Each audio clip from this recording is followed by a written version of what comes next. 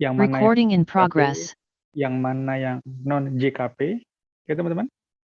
Kemudian terakhir kita sudah ngomong mengenai bagaimana cara memungut, yaitu dengan menerbitkan pajak masukan. Dengan menerbitkan faktur pajak maksud saya.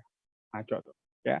Nah, dalam satu siklus PPN, kita pasti akan ngomongin mengenai subjek pajak nih. Kita ngomong mengenai si PKP. Oke? Nah, oh ya. Oh. Kenapa ya?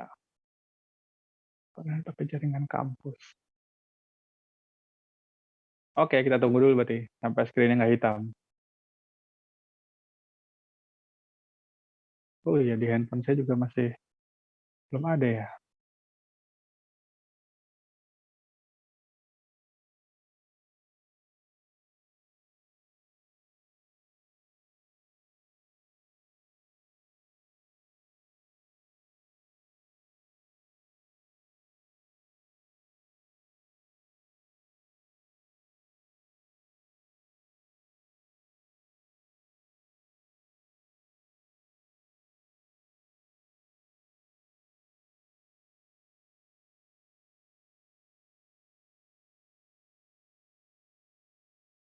Teman-teman ada yang pakai laptop nggak?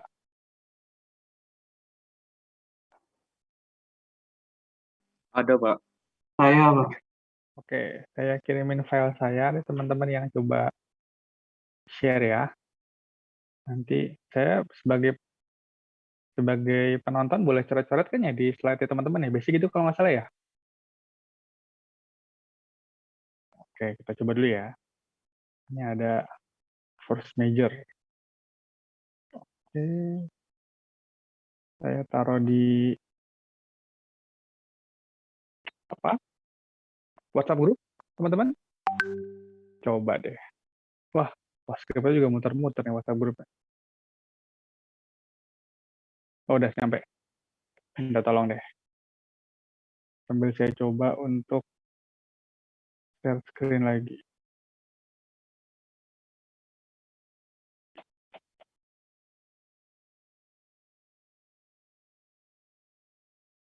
Mana kalau saya stop video?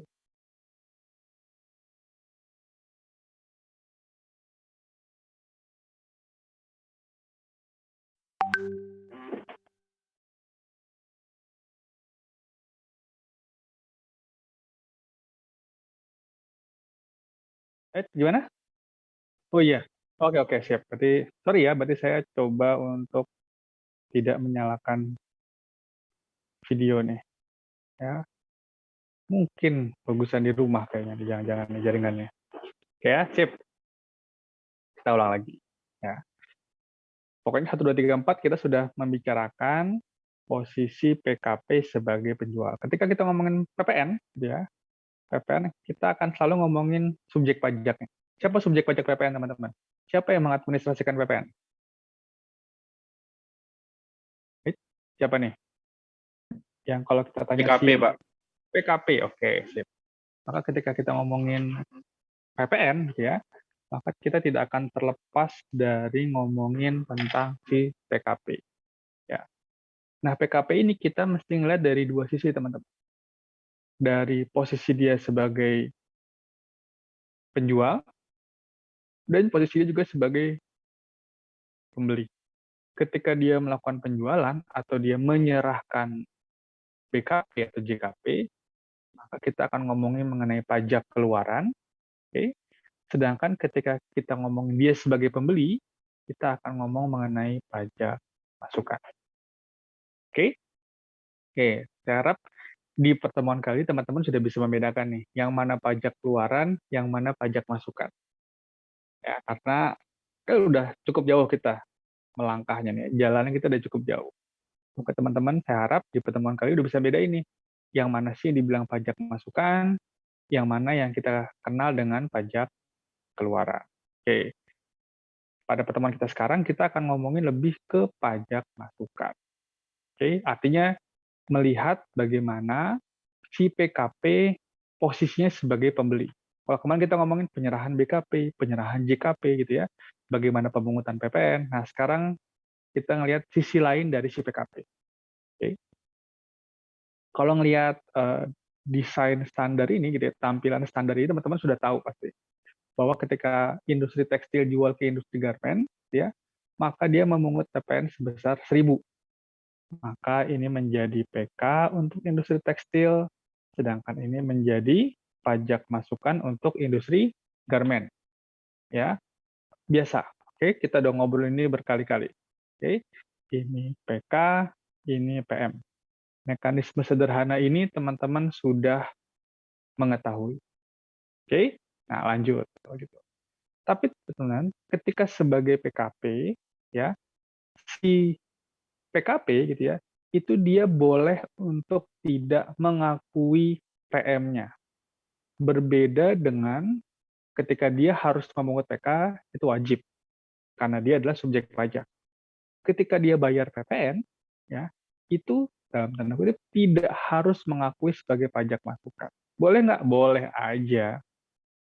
Oke, terus diapain duit yang sudah dibayar? Maka nanti PPN-nya bisa dianggap sebagai biaya. Apa tuh contohnya? Maksudnya gimana? Misalnya, PKPA menjual ke PKPB sebuah barang kena pajak dengan harga misalnya 1.000. Oke? Sehingga PPN-nya itu adalah 100. Oke? Ketika melalui mekanisme PKPN biasa, maka di PKPA ini akan kita sebut sebagai PK sebesar 100, ya. Nanti oleh si PKPB ini akan dicatat sebagai PM sebesar 100. Oke, ini yang selama ini kita sudah berkenalan, ya. Tapi si PKPB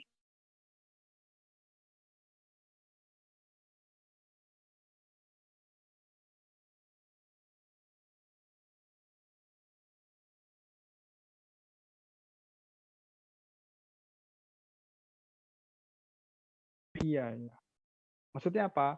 Kalau kita pakai PPN, yang pakai PPN, maka si PKPB akan mencatat gini, harga barang 1.000 di akuntansi perpajakan gitu ya. Kemudian PPN dalam kurung PM itu 100. Maka uang yang dikeluarin 1.100. Ketika dia memilih untuk mengakui 100 ini PPN sebagai biaya, maka dia akan mencatat harga 1.000, harga sama dengan 1.100.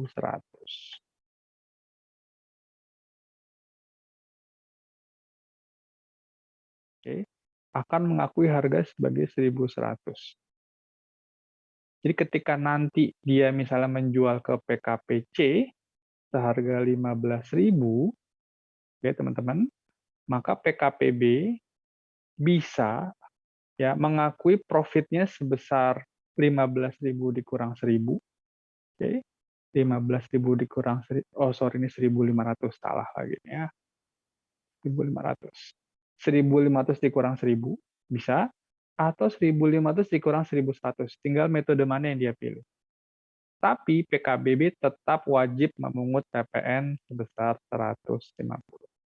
Keuntungannya apa atau kerugian dari dua pilihan ini? Kalau pakai pilihan pertama, dengan mekanisme PKPM, nanti di sini profitnya adalah sebesar 500, kalau di dua, profitnya adalah sebesar 400. Wah, enakan yang 500 dong, Pak. Ya, benar. Tapi nanti PPh-nya lebih besar. Oke? Tapi kalau nomor dua, profitnya lebih kecil 400, tapi PPh-nya lebih kecil. Jadi, pilihan. Masuk di kategori perencanaan pajak. Di tax planning aja. Nanti dihitung-hitung mana sebenarnya pajak yang lebih besar yang dibayar. Kalau dari sisi PPN gimana? Dari sisi PPN nggak masalah. Oke? Dari sisi PPN nggak masalah. Jika dia menggunakan metode satu dengan menggunakan PKPM, tetap nanti yang masuk ke kas negara adalah sebesar value added-nya. Contoh, ketika dia memungut 150, maka PM-nya, karena diakui pakai metode pertama, maka PM-nya dia punya 100, yang disetor cuma 50. Selesai, nggak masalah. Tapi kalau dia mengakui sebagai biaya, maka PM-nya 0, PK-nya 150. Semua yang masuk ke kas negara tetap 150. Baik si PKPB mau mengakui sebagai PM, atau PKPB mengakui sebagai biaya. Oke, sampai sini ada yang perlu saya ulang nggak, teman-teman? Atau terlalu kaget nih, baru awal-awal udah ngomongin konsep yang agak ribet nih. Ada yang perlu saya ulang, teman-teman? Nggak ada? Oke. Kalau nggak ada, intinya bahwa ketika ngomongin PPN, itu si PKP boleh memilih antara mengakui dia sebagai pajak masukan atau dibiayakan. Ya? Oke, kayaknya sih di sana lagi pada ngangguk-ngangguk kan? Ngangguk-ngangguk apa geleng-geleng nih? Ngangguk lah ya. Oke, nggak kelihatan nih. Bagian doang yang kelihatan. Oke, lanjut. Sekarang kita mau ngomongin mengenai pajak masukan. Itu kalau di RPS namanya adalah konsep pengkreditan pajak masukan. Apa sih teman-teman artinya pengkreditan di sini? Wah, saya taunya kredit itu cicilan, Pak, atau kredit gitu ya. Atau mesti dapat uang dulu tanpa mesti bayar belakangan. Oke. Kalau di perpajakan, yang dimaksud dengan kredit pajak itu apa sih teman-teman? Kredit pajak apa? Ada yang kebayang nggak? Atau kredit deh. Kalau teman-teman ngomongin kredit, yang kebayang apaan?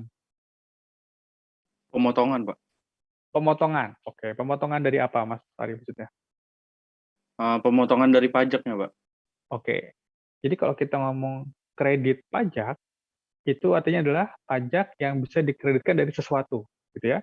Kalau teman-teman udah dapat PPh di semester sebelumnya, maka ketika kita ngomongin kredit PPh, enggak.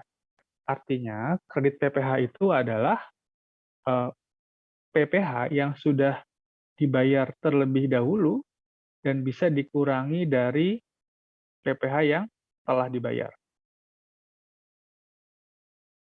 Oke?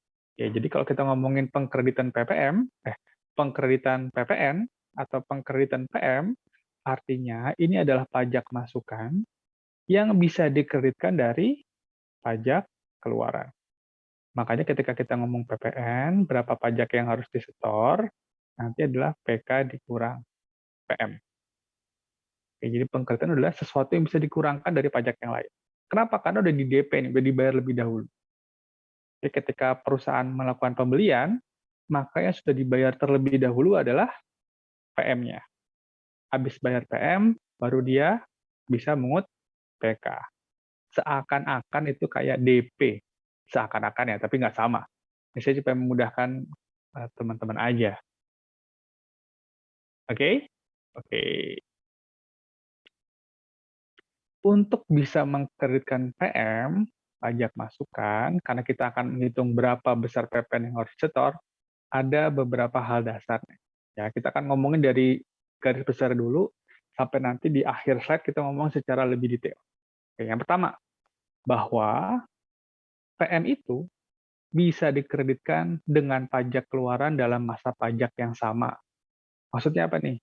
Kalau di bulan Januari, gitu ya, ada suatu perusahaan jual BKP banyak, gitu ya, sampai total penjualannya adalah 1 miliar, semuanya barang kena pajak, gitu ya, maka pajak keluaran di bulan tersebut adalah 100 juta.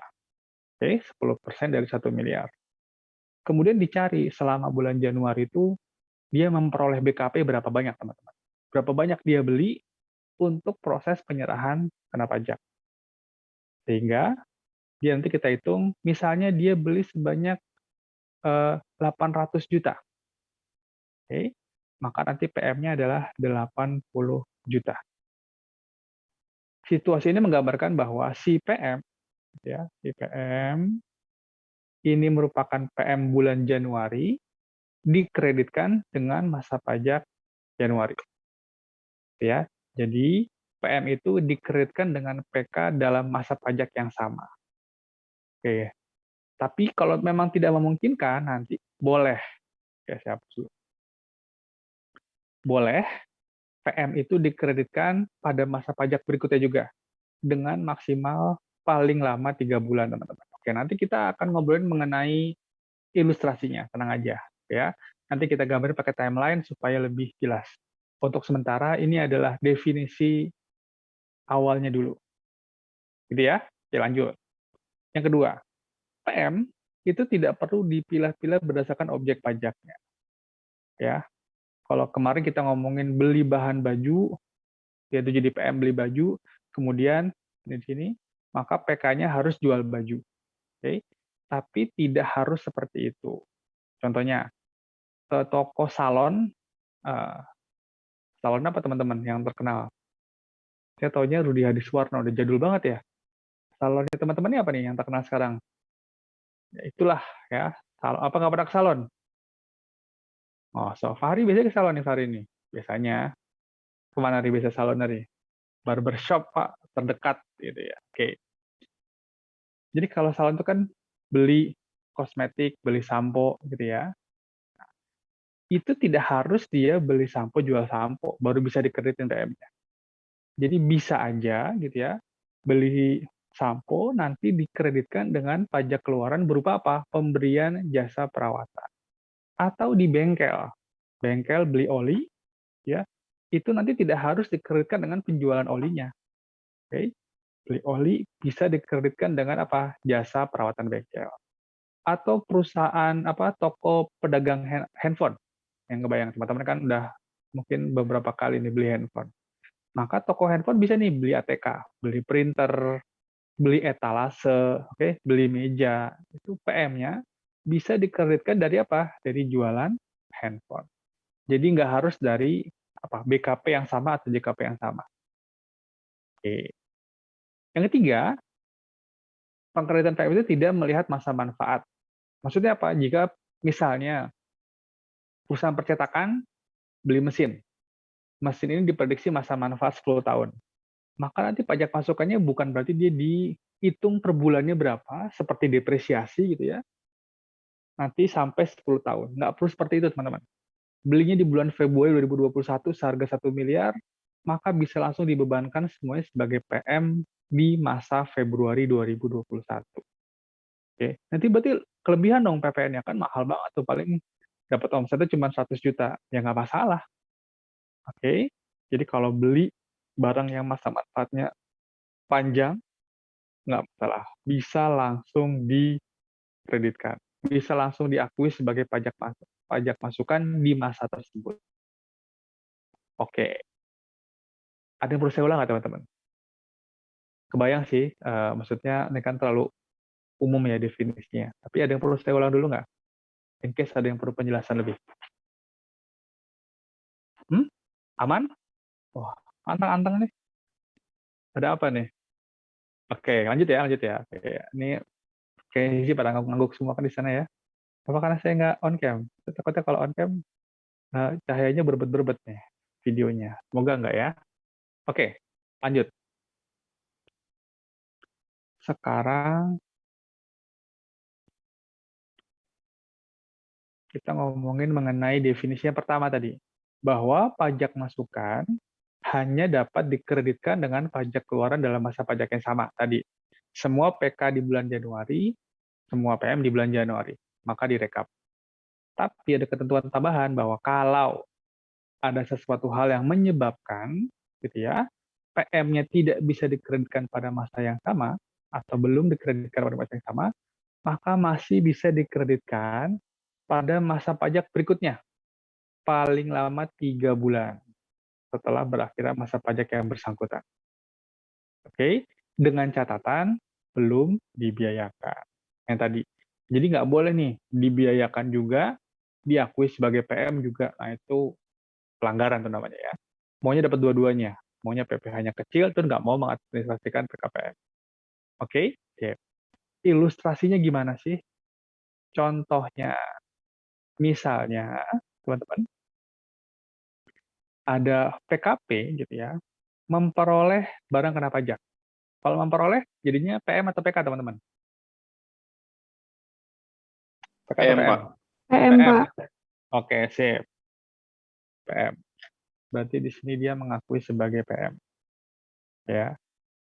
Dan si PKP penjual gitu ya, sudah bikin faktur pajak, oke, yang kita bahas di pertemuan sebelumnya, dia sudah bikin faktur pajak tertanggal misalnya berapa Januari ya? Misalnya 15 Januari. Oke, artinya gitu ya, ini adalah PM di bulan Januari. Nah, saat ini kita memposisikan diri kita sebagai pembeli, teman-teman. Oke, bisa ya? Kalau kemarin kita ngomongin memposisikan diri sebagai penjual, kita mengut pajak. Sekarang saya mau cerita, posisikan teman-teman membayangkan kita sebagai PKP yang membeli BKP dari PKP lain. Bisa dipahami ya, semoga ya. Oke. Karena ketika kita memperoleh BKP, maka kita mengakui PM. Kapan nih bisa dikreditkannya? Misalnya saya beli PM-nya di sini 500 dan saya punya PK selama Januari 2000. Misal. Oke. Maka berapa PPN yang harus disetor, teman-teman? Yaitu cukup PK dikurang PM, berarti 1.500. Kapan nih PPN sebesar 1.500 harus dibayar? Hah? Kapan? PPN sebesar 1.500 untuk masa pajak Januari ini, kapan harus saya bayar? Februari ya, Pak? Oke, sip. Paling lambat, ya, Februari kapan nih? Paling lambat, akhir bulan. Oke. Pada akhir bulan berikutnya. Jadi 1.500 di sini, ya, ini paling lambat dibayar akhir bulan Februari. Oke, ini model yang paling dasar, di mana faktur pajak yang dibikin oleh si PKP ini faktur pajak dari PKP penjual, ya, supaya lebih jelas, ya. Ini diterimanya dan tertanggalnya tanggal 15 Januari. Oke. Gimana kalau ternyata, gitu ya, faktur pajaknya dibuat tanggal 15 Januari? Oke, nggak masalah. Tapi kita sebagai pembeli baru mendapatkan faktur pajaknya, ini cerita kedua, baru mendapatkan faktur pajaknya di tanggal misalnya 3 Februari. Baru mendapatkan faktur pajaknya pada tanggal 11 Maret. Atau kita baru dapat faktur pajaknya tanggal 20 April. Berarti kita nggak bisa mengkreditkan pajak masukan dong. Rugi nggak? Rugi. Ya. Kalau kita tidak mengkreditkan pajak masukan yang ini, nanti kita harus setor ke kas negaranya 2.000. Padahal kita udah bayar nih pajak masukan. Jadi teman-teman ya. Makanya untuk mengatasi hal ini, ya, maka ada ketentuan bahwa pajak masukan yang dibeli di bulan Januari itu masih bisa dikreditkan di masa pajak Februari, Maret, April. Oke teman-teman, jadi PM sebesar 500 ini, ya, kalau faktur pajaknya baru diperolehnya setelah bulan Januari, itu masih bisa dikreditkan pada masa pajak Februari, Maret, April. Oke, sampai sini ada yang perlu saya ulang nggak? Konsepnya teman-teman nyambung nggak? Atau perlu saya ulang? Belum? Oke, lanjut. Karena kan PPN harus dilaporkan di setiap masa pajak, teman-teman ya. Oke. Sekarang pertanyaannya, bagaimana kalau kita baru nerima faktur pajaknya di tanggal 20 Mei? Menurut teman-teman gimana? Kalau kita baru menerima faktur pajaknya itu tanggal 20 Mei. Faktur pajaknya sih tertanggal 15 Januari. Di faktur pajaknya ada tanggalnya tuh ya. Tanggal faktur pajaknya 15 Januari, tapi kita baru nerima di tanggal 20 Mei. Gimana teman-teman? Masih bisa dikreditkan nggak? Nggak bisa, Pak. Oke, kenapa Mas Fari? Karena udah lewat 3 bulan, Pak. Oke, sekarang saya bukan untuk menyalahkan ya, teman-teman ikut sambil berpikir ya. Ketika kita ngomongin masa pajak April, gitu ya, masa pajak April yang ini, itu kapan harus kita laporkan dan kita bayar, Mas Fari? Masa pajak April. Kita laporkan dan kita bayar kapan? Di bulan Mei, Pak. Di bulan Mei. Oke. Sehingga kalau kita baru nerima faktur pajak di bulan Mei, kita masih bisa nih mengikut sertakan faktur pajak tersebut pada PPN masa April. Oke? Gitu ya, Mas ya? Jadi masih memungkinkan nih. Kenapa? Karena kita baru lapornya nanti. Kita masih boleh lapor sampai tanggal Mei, 31 Mei. Karena Mei sampai 31. Oke, jadi masih memungkinkan. Jadi tanggalnya lewat dari 3 bulan, tapi masa pajaknya itu masih memungkinkan untuk diadministrasikan pada masa April. Oke? Oke. Jadi ini adalah konsep pengkreditan pajak masukan, tapi bukan di masa pajak yang sama. Bukan seharusnya. Pada ketentuan awalnya, ya, PM itu dikreditkan itu di masa pajak yang sama dengan PK-nya, ya. Tapi gitu ya, kalau ternyata ya, ternyata kita dapat faktur pajaknya mundur, ya, itu kita masih bisa mengkreditkan pajak masukan sampai 3 masa berikutnya, masa Februari, masa Maret, masa April, dalam ilustrasi ini. Oke, sip. Lanjut, kalau gitu. Kalau nggak ada nanya, saya lanjut. Terus gimana kalau kita nerimanya di bulan Juni? Rugi dong. Ya. Gimana apa yang terjadi kalau kita ternyata sebagai pembeli itu nerima fakturnya tahun depannya? Gimana tuh? PM-nya bagaimana? Masih disediakan fasilitas, yaitu menggunakan konsep pembetulan SPT. Tentu saja ini adalah SPT masa PPN, teman-teman. Misal tadi, memperoleh BKP-nya di bulan Januari, tapi menerima faktur pajaknya di bulan Juni. Terus gimana nih, kalau dari cerita tadi, kan ini sudah tidak bisa nih kita laporkan di masa Mei. Kenapa? Karena ini sudah lebih dari 3 bulan setelah Januari. Maka yang bisa dilakukan oleh pembeli adalah gitu ya, faktur pajak tersebut kita bikin SPT pembetulan. Oke, kebetulan masa apa? Masa Januari. Tapi tentu saja saya nggak akan detail mengenai bagaimana cara bikinnya. Yang jelas, yang tadinya kita harusnya bisa mengakui faktur pajak sebesar 50 tadi kalau nggak salah di sini gitu ya. Karena belum diterima faktur pajaknya, oke, maka kita mundur. Ya. Ketika di bulan Juni kita bilang, ya udah kita betulin SPT masa Januari. Kena denda nggak? Nggak kena denda. Ya, kenapa nggak kena denda? Karena pada pelaporan yang pertama asumsi tidak terlambat. Kebetulan SPT itu yang kena denda adalah kalau dia terlambat lapor atau terlambat bayar. Oke, kalau tidak ada terlambat bayar, terlambat lapor, tidak kena denda. Jadi bisa melakukan apa? Pembetulan SPT pada masa pajak terjadinya apa? Penyerahan BKP. Oke, kecepatan? Terlalu lambat? No comment? Oke, lanjut. Sekarang apa kriteria atau apa ketentuan ya untuk pajak masukan supaya bisa dikreditkan? Ya. Apa sih kepentingan PKP supaya PM dapat dikreditkan, teman-teman? Kenapa PKP berkepentingan terhadap pengkreditan pajak masukan?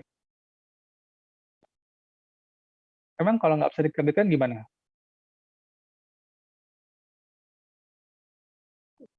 PM itu udah dibayar belum, teman-teman?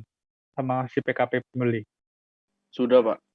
Oke, karena sudah dibeli, gitu, karena sudah dikeluarkan duitnya, maka kalau nanti tidak bisa dikreditkan, apa akibatnya? Rugi, Pak. Oke, rugi karena udah bayar, tapi tidak bisa dikreditkan. Gitu ya. Misalnya, pakai angka deh, PK 100, PM-nya 50, maka dia harus setor sebesar 50. Ini kalau PM-nya bisa dikreditkan. Tapi kalau nggak bisa dikreditkan, maka dia harus setornya sebesar 100. Ya, udah bayar ke pihak lain, ke negara disuruh bayar lagi. Ya, emang ada nih PM yang tidak bisa dikreditkan? Ada. Ya, kalau dia tidak memenuhi persyaratan-persyaratan yang ditentukan dalam undang-undang. Oke, sebelum kita ngomongin secara lebih detail, ini ada ketentuan dasarnya bahwa supaya bisa dikreditkan pajak masukan itu harus tercatat, gitu ya, harus tercantum dalam faktur pajak. dan faktur pajaknya adalah faktur pajak yang tidak cacat. Apa tuh yang dimaksud dengan faktur pajak cacat, teman-teman? Faktur pajak cacat itu adalah satu yang tidak mengandung unsur-unsur faktur pajak yang kita obrolin pertemuan sebelumnya.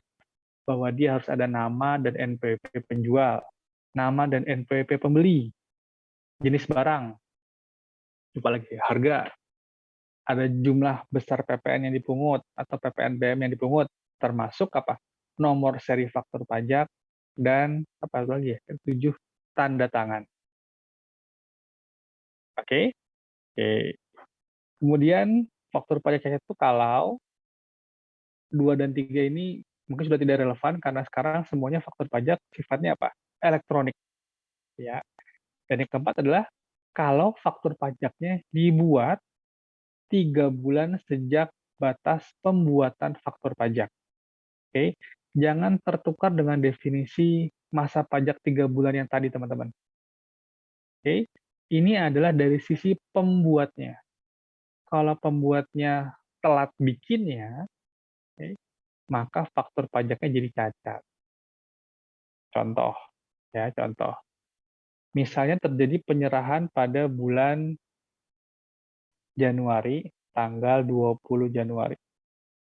Ini adalah penyerahan BKP. Oke.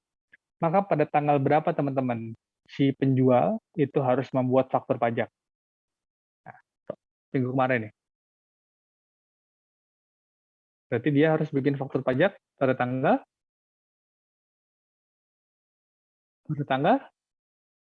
berapa, teman-teman? Faktur pajak dibuat ketika penyerahan. Berarti faktur pajaknya harus tertanggal 20 Januari. Oke? Oke. Nah, kalau di slide sebelum juga ada nih, kalau faktur pajak dibuat setelah tanggal 20 Januari, itu masih sah. Oke, masih dianggap faktur pajak, tapi kena sanksi. Kan gitu ya kemarin ya? Kena denda kalau lewat dari 20 Januari. Kalau tanggalnya lewat dari 20 Januari. Kalau di sini tadi saya bilang, sorry, ini tanggalnya tanggal 15 Januari, ya. Tapi diterimanya tanggal 3 Februari, tanggal 11 Maret, 12 Maret. Tanggalnya masih tanggal 15 Januari. Oke, jadi perhatikan perbedaan antara tanggal dan diterimanya. Oke. Sekarang kita ngomongin tanggal pembuatan faktur pajak. Si pembuat faktur pajak itu ketika melakukan penyerahan BKP tanggal 20 Januari, maka tanggal di fakturnya itu harus tanggal 20 Januari. Kalau lewat dari 20 Januari kena denda. Oke. Tapi masih sah faktur pajaknya selama dia dibuat paling lambat 3 bulan sejak tanggal yang seharusnya. Oke, kapan tuh? 3 bulan sejak 20 Januari tanggal berapa, teman-teman? Udah masih ingat nggak? 3 bulan sejak 20 Januari. Sama kayak ngitung apa kemarin, jatuh tempo SPPT kalau ikut PBB sama saya. Sekarang 19 tanggal April berapa? ya, Pak. Oke, sip. Berarti ini 1 bulan, 2 bulan, 3 bulan gitu ya. Maka 3 bulan sejak 20 Januari adalah 19 April. Jadi kalau tanggal fakturnya masih sampai 19 April, tanggal ya. Kalau tanggal faktur pajaknya masih 19 April, itu masih diakui sebagai faktur pajak. Masih sah faktur pajaknya. Ya, belum cacat. Tapi kalau tanggal dibuatnya setelah 19 April, maka ini dianggap faktur pajak cacat atau dianggap tidak dapat diperlakukan sebagaimana faktur pajak.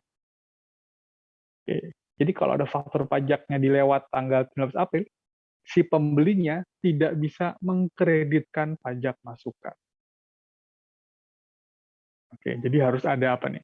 Kita ngelihat dari 2 sisi sekarang.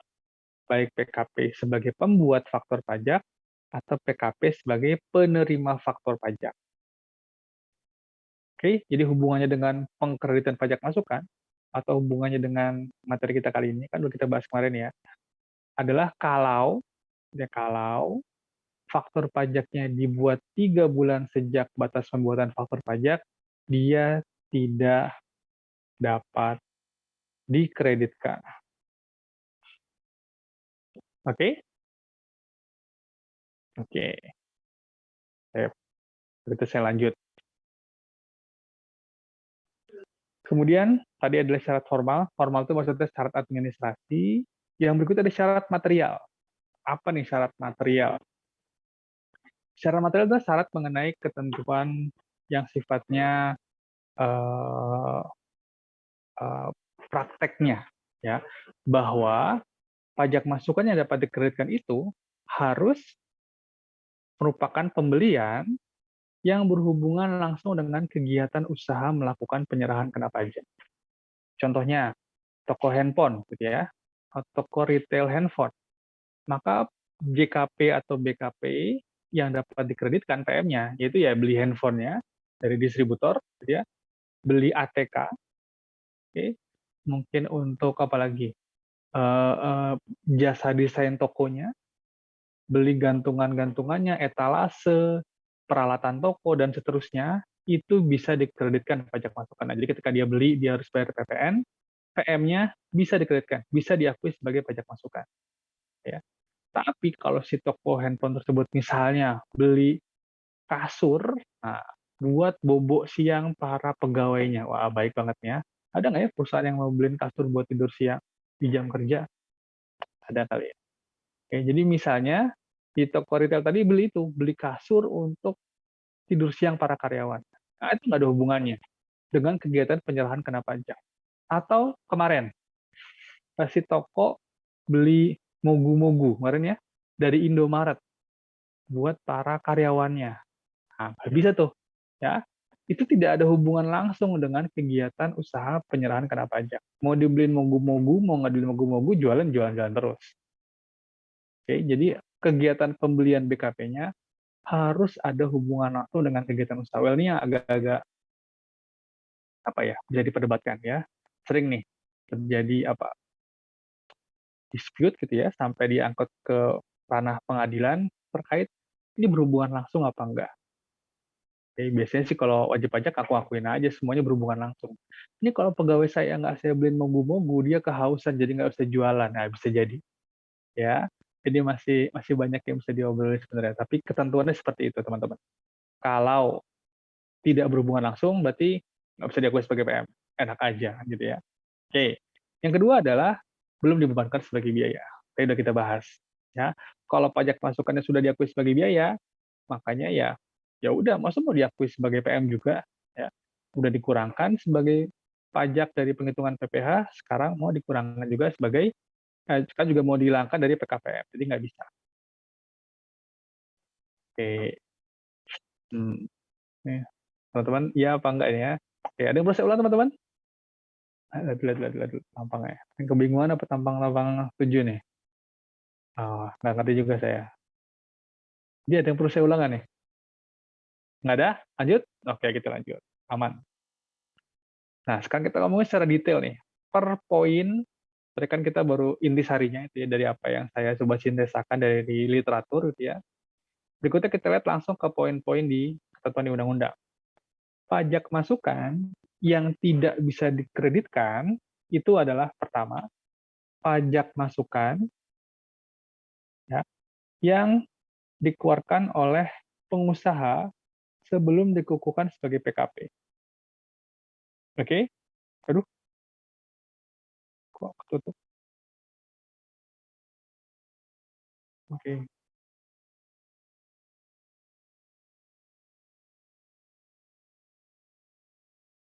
Hmm,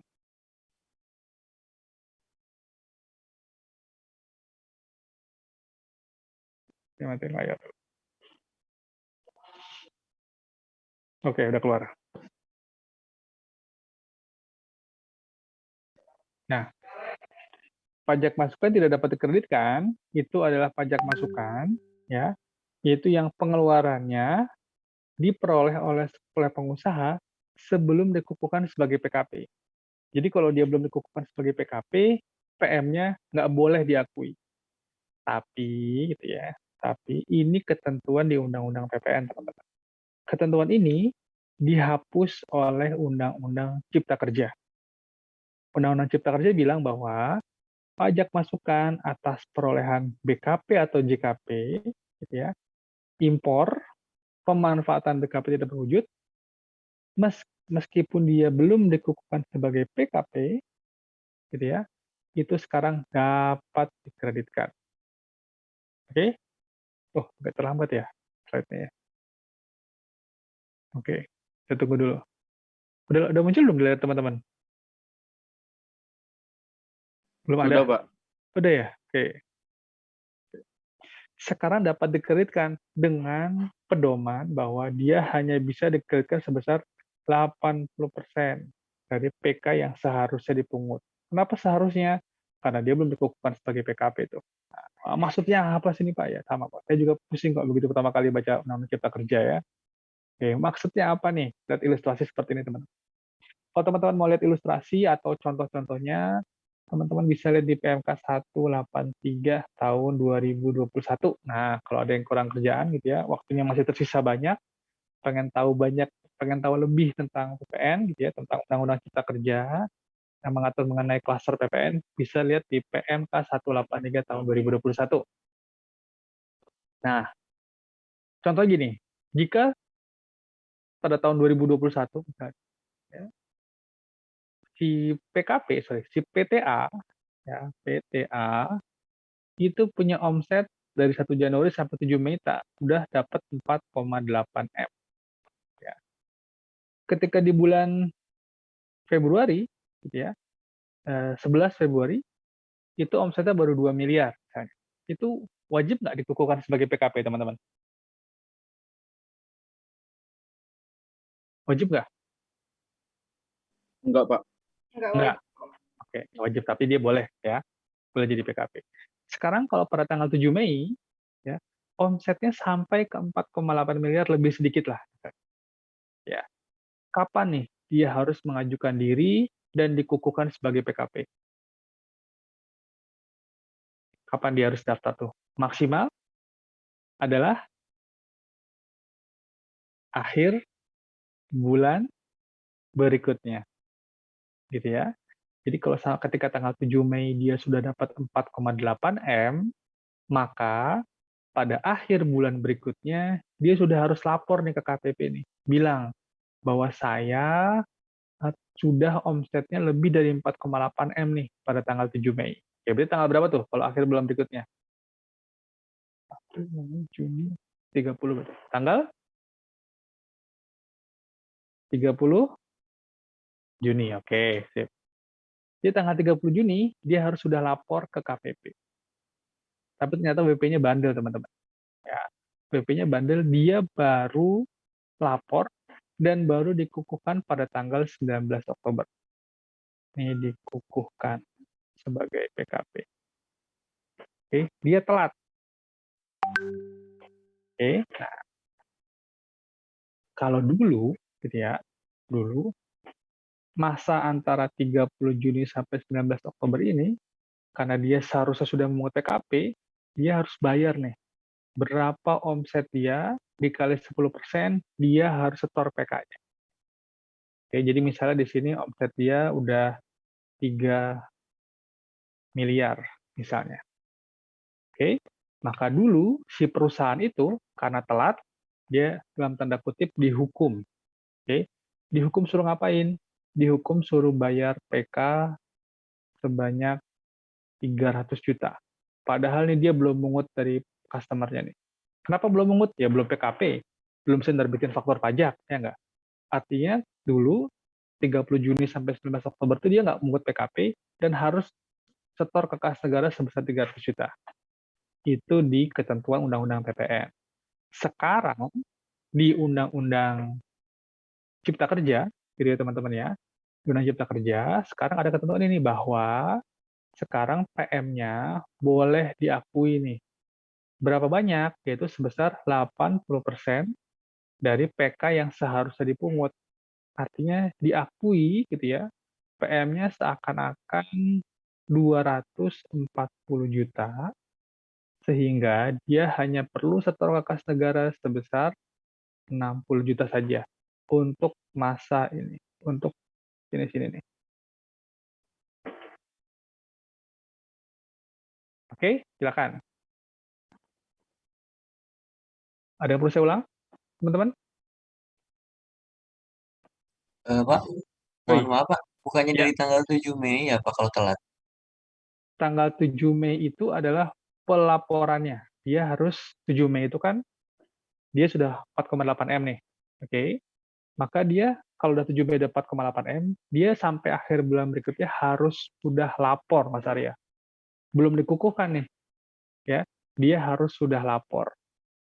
Nah, 30 Juni harus sudah lapor nih. Bahkan seandainya dia lapor secara sesuai prosedur, meskipun lapornya tanggal 30 Juni, harusnya mungkin nanti dikukuhkannya misalnya seminggu kemudian. Ya, nggak masalah. Selama dia lapornya tanggal 30 Juni. Tapi karena dia nggak lapor-lapor, nanti dihukumnya, dibebankannya sejak deadline pelaporannya, bukan dari tanggal 7 Mei. Jadi ini seakan-akan ada apa nih? Mana sih pulpen? Nah, ini sudah ada semacam pembebasan. Oke, ini kosong PPN-nya. Meskipun udah lewat 4,8, tapi dia masih belum harus pungut PPN-nya. Kenapa harus menunggu ditetapkan sebagai PKP dulu? Karena setelah 4,8 M, tapi kalau belum dikukuhkan sebagai PKP, dia tetap belum berhak untuk memungut PPN, teman-teman. Jadi yang bisa memungut PPN itu hanya PKP. Dan itu pun harus pakai kuota nomor seri yang kita kemarin ngomongin. Gitu ya. Nah, siapa tadi yang mau nanya? Arya. Oke? Oke ya. Oke lah ya. Mana sih nggak kelihatan di sini di home saya gambarnya diam semua, teman-teman. Kayaknya emang karena jaringannya deh. Ya, nggak kelihatan jadinya. Oke. Yang lain, teman-teman, ada yang mau diobrolin dulu mengenai poin A ini? Oke. Berarti sekarang pakai yang ini ya. Kalau ada pertanyaan itu misalnya, maka kita pakai yang 80%. Bukan semuanya harus disetor. Oke, lanjut. B. Perolehan BKP yang tidak mempunyai hubungan langsung dengan kegiatan usaha. Sudah kita bahas tadi. Ya, toko, eh, tadi retail handphone, belinya hal-hal yang tidak ada hubungan dengan penyerahan barang kena pajak. Toko apalagi? Perawatan kecantikan gitu ya, belinya mesin percetakan, nggak nyambung. Oke? Kalau tidak ada hubungan langsungnya, maka itu tidak dapat dikreditkan PM-nya. Meskipun ketika beli, misalnya tadi, salon gitu ya, salon tiba-tiba pemiliknya pengen beli mesin percetakan. Beli mesin percetakan dong. Ya, nggak nyambung kan ya? Kemudian PM-nya minta dikreditkan ke dalam jasa perawatan kecantikan tadi. Ya nggak bisa diakui. Ya, lanjut. Perolehan kendaraan bermotor berupa sedan atau station wagon kecuali merupakan barang dagangan atau disewakan. Oke, jadi artinya kalau beli sedan atau station wagon itu nggak bisa diakui PM-nya. Kecuali itu merupakan barang dagangan. Jadi misalnya dealer Toyota gitu ya, beli sedan dari distributornya, itu boleh diakui PM-nya. Karena memang nanti sedannya buat dijual belikan. Oke. Atau misalnya perusahaan penyewaan mobil. Kan sekarang kayaknya kantor-kantor itu kalau nyewa mobil buat direksi itu nggak beli, teman-teman. Tapi dia nyewa, leasing. Ya, sewa 5 tahun, nanti dibalikin ke penyewanya. Supaya nggak perlu beli dan nggak perlu membebani aset akhirnya. Nah, kalau beli sedan untuk disewakan, itu juga boleh PM-nya dikreditkan. Oke. Kalau station wagon itu apa sih? Ya, dulu kalau saya ketika belajar sih saya bertanya-tanya nih, yang dimaksud dengan station wagon itu apa? Gitu ya. Station wagon itu ada definisinya nih ya. Bentuk mobil berbasis sedan yang atap bagian belakangnya dipanjangkan sampai ke atas bagasi. Wah, apa nih maksudnya? Kalau sedan teman-teman udah tahu lah ya. Kira-kira sudah seperti ini. Ini adalah sedan, gitu ya. Ini adalah station wagon. Dia punya tambahan bagasi. Oke, kalau ini namanya hatchback. Hatchback itu macam Honda Jazz, Honda Yaris. Oke, itu bukan nggak bisa dibilang sedan tuh.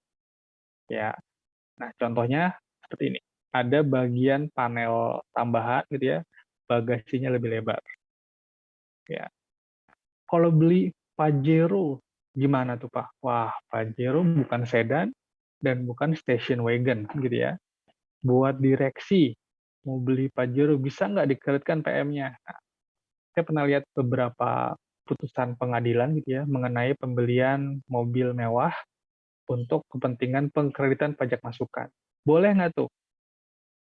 Biasanya nggak boleh karena satu alasan tidak ada hubungan dengan usaha gitu ya. Mau direksinya mau dibeliin bajai atau apa, jualan tetap jalan kan gitu ya. Nggak ada hubungan langsung. Satu perusahaan dulu adalah perusahaan yang mendapatkan keuntungan dari selisih kurs. Terus dia mau beli Fortuner atau Pajero, saya lupa, mau diakui pajak masukannya. Wah, nggak bisa tuh, nggak ada hubungannya. Oke. Kemudian ada tambahan nih di KMK, tapi tak lupa KMK tua teman-teman, KMK tahun 89 yang menambahkan kata-kata Jeep. Nah, bahwa Jeep ini merupakan satu jenis mobil gitu ya. Kalau teman-teman lihat STNK-nya Pajero atau STNK-nya Fortuner, kemungkinan dia jenis mobilnya adalah Jeep gitu ya. Kalau Avanza, Expander dan seterusnya biasanya tulisannya minibus. Oke. Nah, mobil Jeep ini juga termasuk yang tidak dapat dikreditkan PM-nya. Oke, sip. Berikutnya, pemanfaatan barang kena pajak bla bla bla sebelum dikukuhkan. Nah, ini sama dengan A. Oke ya. Sebelumnya, kalau dia belum dikukuhkan sebagai PKP, itu nggak boleh dikreditkan. Tapi dengan adanya Undang-Undang Cipta Kerja, sekarang poin A sama poin D dicoret. Lanjut. Perolehan BKP yang faktur pajaknya cacat. Nah, ini udah kita bahas tadinya. Yang faktur pajaknya tidak memenuhi ketentuan. Apa misalnya? Tidak ada identitas penjual. Oke. Faktur Recording pajaknya stopped. Recording in progress. faktur pajaknya apa tadi? Faktur pajaknya cacat. Kemudian faktur pajaknya tidak dibuat sesuai dengan ketentuan. Jadi harusnya dibuat tanggal 20 Januari tadi, tapi dibuatnya lewat dari 19 April. Oke, dengan demikian faktur pajaknya dianggap cacat dan bagi pembeli PM-nya tidak bisa dikreditkan. Rugi ya pembelinya ya. Oke. Berikutnya. Nah, pemanfaatan BKP gitu ya yang ditagih dengan penerbitan ketetapan pajak. Oke, ketika perusahaan beli misal lisensi dari luar negeri, beli merek dari luar negeri, misalnya KFC atau beli merek McD, dia beli franchise gitu ya, maka yang bayarkan si konsumennya. Oke, harusnya dia langsung apa? Langsung bayar tuh PPN-nya.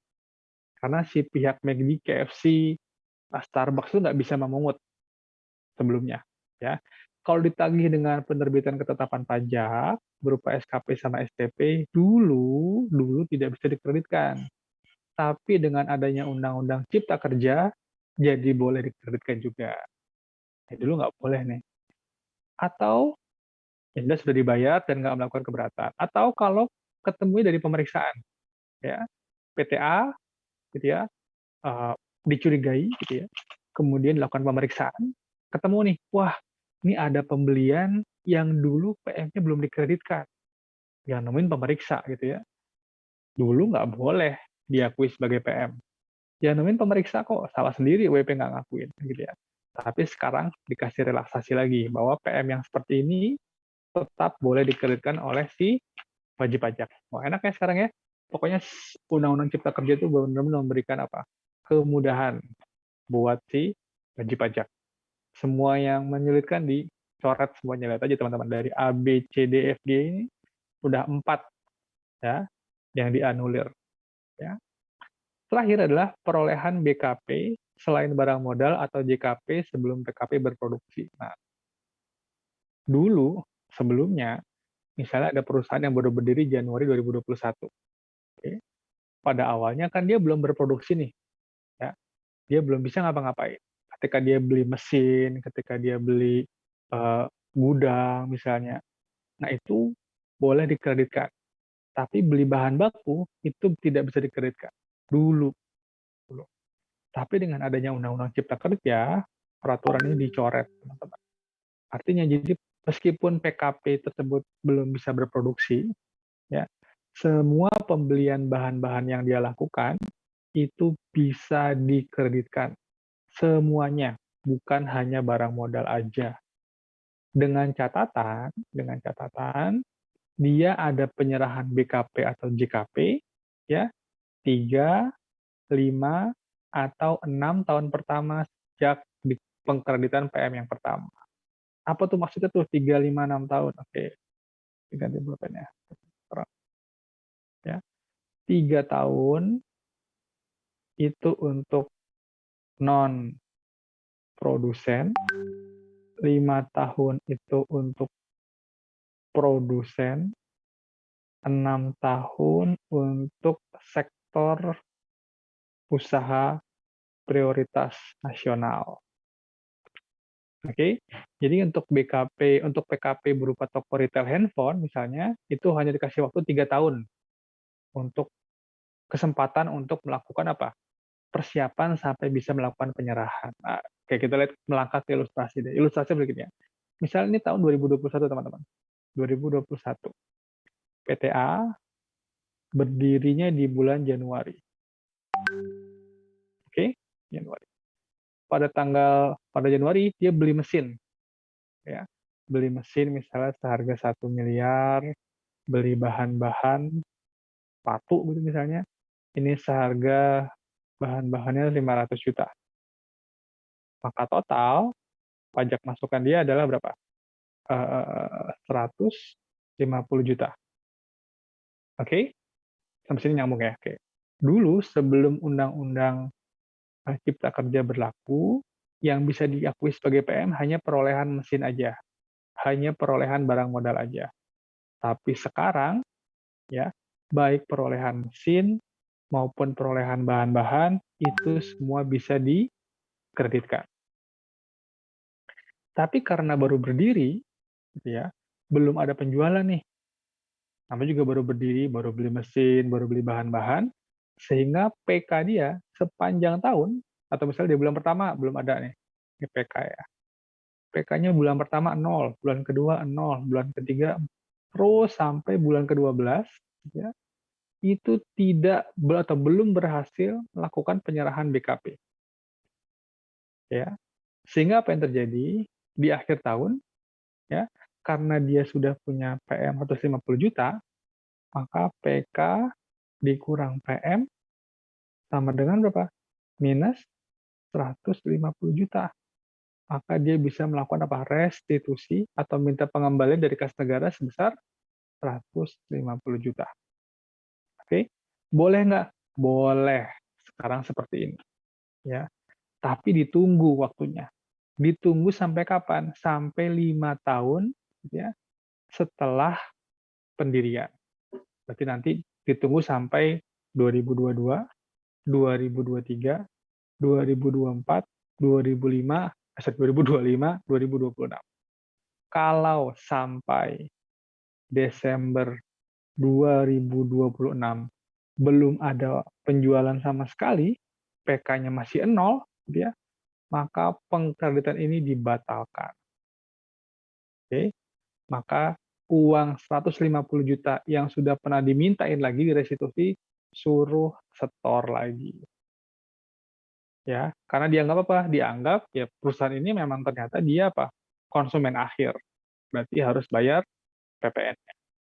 Ini kalau penghasil BKP, produsen. Kalau non-produsen hanya dikasih waktu 3 tahun, berarti sampai Desember 2024. Oke ya? Oke. Jadi, kalau saya boleh balik, sekarang perolehan BKP itu meskipun si PKP-nya belum berproduksi, itu bisa dikreditkan. Ya, bisa diakui sebagai pajak masukan. Oke. Ada yang mau diobrolin? Ada yang perlu saya ulang, teman-teman? Pak, tadi dimaksud sektor prioritas nasional itu gimana ya? Oke. Ini ada listnya, Pak. Ini. Ya, ada listnya. Jadi tidak semua sektor. Ini kalau 2021 mungkin sekarang pengembangan alat kesehatan, infrastruktur. Oke.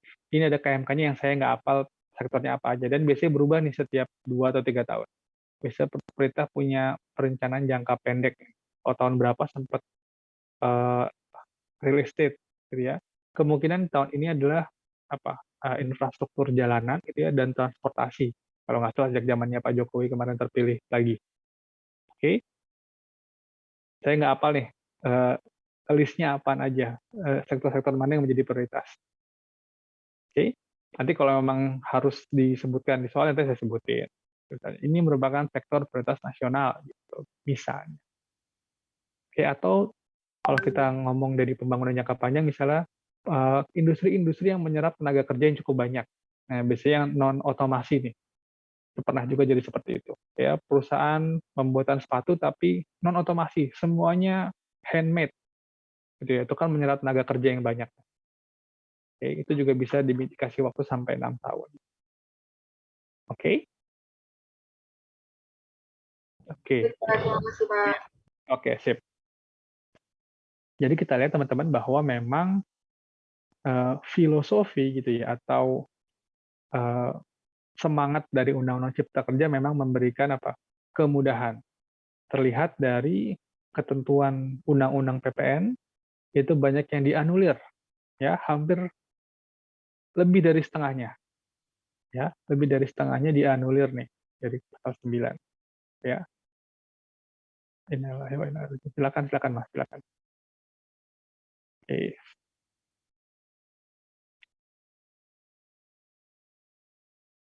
Oke, kita lanjut kalau gitu. Nah, sebelumnya termasuk di RPS ada istilah mengenai PKP gagal berproduksi. Ya, yang sekarang udah nggak ada nih. Tapi saya mau menyampaikan kok di RPS ada nih Pak Adi gitu ya. Iya di RPS ada gitu ya. Tapi dengan adanya Undang-Undang Cipta Kerja, sekarang udah dicabut di ketentuan mengenai hal ini. Apa sih PKP gagal produksi? Sama seperti yang kita bahas tadi, ini adalah PKP yang sejak berdiri gitu ya, itu tidak bisa melakukan penyerahan BKP. Dulu diaturnya 3 tahun untuk produsen, 1 tahun untuk non-produsen, atau kalau ada hal-hal di luar kekuasaan wajib pajak. Nanti gimana? Nanti perlakuannya sama seperti yang tadi ini teman-teman. Oke, ini dulu nama judulnya PKP gagal produksi. Kapan ini ya tadi? Yang setelah ditungguin beberapa tahun, gitu ya, dia nggak juga berhasil untuk melakukan penyerahan BKP. Nah, dulu seperti ini ketentuannya, tapi sekarang dicabut dengan PMK yang baru. Oke, jadi gagal berproduksi sekarang ya seperti yang saya bilang tadi, ya, ada yang 3 tahun, ada yang 5 tahun, ada yang 6 tahun. Oke, sip. Sampai sini ada yang perlu saya ulang teman-teman? Saya khawatir jadi ini kalau nggak ada yang ngobrol nih, ini terserap atau enggak nih kira-kira? Aman? Aman ya. Gambar teman-teman di komputer saya diam semua soalnya nih. Diam karena hang maksudnya, bukan karena teman-teman yang diam. Karena gambarnya nggak gerak-gerak. Kalau di handphone sih ada pergerakan lah ya, tapi kalau di komputer saya di halaman-halaman 1, 2, 3, 4 semuanya diam nih di sini.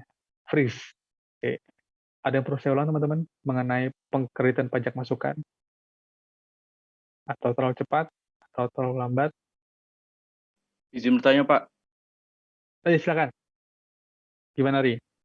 Saya masih bingung yang itu, Pak, yang pasal 9 ayat 9 itu, Pak, yang berakhirnya masa pajak yang 3 bulan itu, dari tadi itu kan kayak ada pembetulan SPT dan yang lain-lain itu berarti peraturannya fleksibel gitu ya, Pak? Berarti nggak terpacu sama pasal itu begitu ya, Pak? Oke, berarti ini ya, saya coba clear dulu. Oke, jadi ketentuannya gini teman-teman. Di pasal 9 ini ngomong bahwa PM itu seharusnya gitu ya, itu dikaitkan dengan pajak keluaran dalam masa pajak yang sama. Artinya pasal 9 ayat 2 itu ngomong gini, kalau ada transaksi selama masa pajak, sekarang masih Oktober gitu ya, berarti penjualan Oktober akan disandingkan dengan semua pembelian di bulan Oktober. Harusnya kayak gitu. Oke. Tapi karena ada beberapa hal yang ketemunya di kemudian setelah undang-undang pertama ini dibuat fleksibel bahwa pembelian di bulan Oktober gitu ya, itu nanti bisa dikreditkan kok. Pembelian di bulan Oktober masih bisa dikreditkan dengan penjualan dengan PK di bulan November, Desember, dan Januari tahun depannya. Gitu ya. Oke. Maksudnya apa? Karena seringkali pembelian di bulan Oktober itu tagihannya baru diterima di bulan November, di bulan Desember, atau di bulan Januari tahun depan. Nah, kalau pemerintah atau undang-undangnya stick dengan pasal 9 ayat 2, gitu ya, maka kasihan para pembelinya. Dia belinya di bulan November, ya, tercatat di fakturnya di bulan November, tapi tagihannya baru diterima di bulan, kita ngomong apa tadi? Kita beli di bulan apa tadi? Lupa saya. Kalau kita belinya di bulan Oktober, tapi ditagihnya baru di bulan November, gitu ya, itu kasihan pembelinya. Ya, kalau memang tidak bisa dikenakan pada masa pajak berikutnya. Sehingga pasal 9 ayat 9 keluar nih. Untuk pajak masukan, ya atau untuk pembelian yang memang terjadi pada bulan Oktober, itu masih bisa kok nanti diakui sebagai pajak masukan di bulan November, bulan Desember, dan bulan Januari. Berarti fleksibel dong? Iya, fleksibel. Kenapa? Karena sebenarnya si pembeli gitu ya akan bayar PPN, kan gitu ya. Atau mungkin sudah bayar PPN, tapi tagihannya belum diterima. Katanya seperti ini. Jadi nggak masalah, tetap dapat fasilitas. Bahkan gitu ya, selama faktur pajaknya tidak cacat, artinya selama faktur pajaknya dikeluarkan tepat waktu, semua yang terjadi mau tanggal diterimanya kapanpun masih bisa diakui oleh si pembeli. Ya, karena pembeli dalam hal ini apa? Dia yang bayar, ya nggak? Dia bayar PPN. Masuk dipersulit gitu ya seakan-akan Mas Fadi. Beda sama kalau dia nggak bayar. Nah, itu mungkin ada hal tertentu. Tapi karena ini adalah PKP sebagai pembeli, maka dia yang bayar PPN, tinggal masalah pengakuan aja, maka dipersilahkan. Bahkan kan tadi, kalau misalnya lewat dari 3 bulan pun masih bisa pakai pembetulan SPT masa PPN. Ya, fleksibel. Iya, fleksibel. Karena sebenarnya pembeli ya bayar. Oke, bisa pakai pengkreditan di masa pajak setelahnya, atau bisa pakai pembetulan SPT. Oke? Oke. Makanya biasanya pembeli nih yang ngejar-ngejar penjualnya gitu ya. Fakturnya mana? Fakturnya mana? Gitu kan ya. Karena mereka khawatir. Ya, kalau mereka nanti bayar fakturnya salah, mereka udah bayar ke dia, ke penjual, nanti juga ditagih juga sama ke negara. Karena faktur pajaknya atau karena PMN tidak bisa diakui. Oke? Oke. Baik Pak, terima kasih Pak. Oke teman-teman. Yang lain? Izin bertanya, Pak. Yuk. Eh, jadi mau bertanya Pak tentang yang PPN dijadiin biaya sama PPN dijadiin PM, itu Hmm?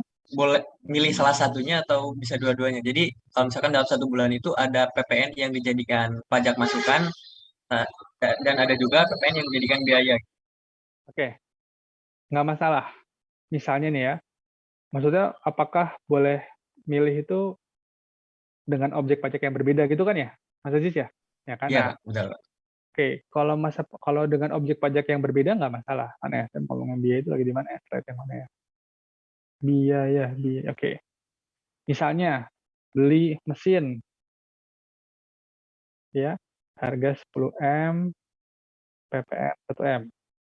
Kemudian beli bahan baku, ini 2M, PPN-nya pajak masukannya 200 juta. Oke. Maka kalau ini mau diakui sebagai biaya, nggak apa-apa. Dan ini mau diakui sebagai pajak masukan, nggak masalah. Oke. Tinggal nanti pencatatan administrasinya seperti apa. Oke. Ketika nanti di akuntansi gitu ya, atau di akuntansi perpajakan, maka ini akan diakui sebagai harga perolehannya, karena ini mau diakui sebagai biaya, maka harga perolehannya 11 miliar. Ketika didepresiasi dari 11 miliarnya. Oke. Sedangkan bahan baku di sini, itu ya berarti harga perolehannya 2 miliar. Jangan sebagai PPN juga, sebagai biaya juga. Jadi boleh milih. Makanya ini sering dijadikan apa? Bagian dari perencanaan pajak. Kira-kira yang penting kan kalau perusahaan nggak peduli nih jenis pajaknya, mau PPH kayak mau PPN, hanya dianggap sebagai apa? Sebagai biaya. Pajak itu dari negara dianggap sebagai penerimaan, Tapi dari sisi wajib pajak dianggap sebagai apa? Sebagai cost kan? Sebagai uang yang dikeluarkan oleh wajib pajak kan sebenarnya. Sebisa mungkin mereka mengenakan uang tersebut. Kalau bisa nggak bayar pajak. Legal tapi kan gitu ya. Maka perusahaan diperbolehkan, silakan. Cari aja mana yang lebih menguntungkan. Buat negara nggak masalah. Gimana Mas? Oke? Eh, mau tanya lagi Pak, kalau misalkan tadi kan udah pilih PPN itu yang pajak masukan, tapi kemudian ada faktur pajaknya itu cacat gitu Pak. Apa bisa dipindahin ke biaya aja gitu Pak atau enggak? Oh iya bisa, benar bisa. Jadi seandainya ternyata kita sudah beli mesin 10 miliar, PPN 1 miliar. Dan secara ketentuan gitu ya, ternyata faktur pajaknya itu cacat atau diterbitkannya jauh, lebih dari 3 bulan. Yang otomatis tidak bisa diakui sebagai pajak masukan. Maka pembebanan sebagai biaya bisa dijadikan alternatif oleh perusahaan. Ya udah deh, daripada kita nggak bisa mengakui sebagai PM, kita bebankan aja sebagai biaya. Itu bisa. Jadi seakan-akan dia beli sebagai konsumen akhir lah. Kira-kira seperti itu. Oke?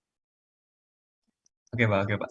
Tapi kalau misalkan nggak di resti, kalau misalkan bukan PM nggak bisa direstitusi ya Pak kalau pakai biaya. Ya tentu saja. Gitu ya. Kalau dia sudah membebankan sebagai biaya, artinya dia tidak mengakui beban tersebut sebagai pajak masukan kan? Nggak tercatat di sistem PPN. Jadi tidak ada yang direstitusi.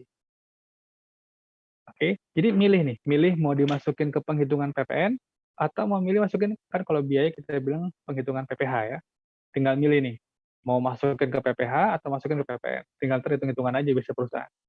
Yang menguntungkan yang mana nih? Yang paling dikit bayar yang mana nih? Biasanya gitu. Karena biaya bisa mengurangi apa? PPH terutang. Semakin besar biaya, penghasilan semakin kecil, PPH makin kecil kan gitu ya. Jadi perusahaan bisa memilih mana yang lebih memungkinkan secara apa? Hitung-hitungan duit lah. Oke? Makasih banyak Pak. Oke, siap. Oke, silakan. Ada lagi teman-teman yang lain?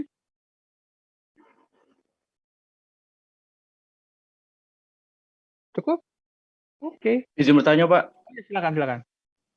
yang tadi Pak, yang pembetulan SPT ya Pak, itu kan Hmm.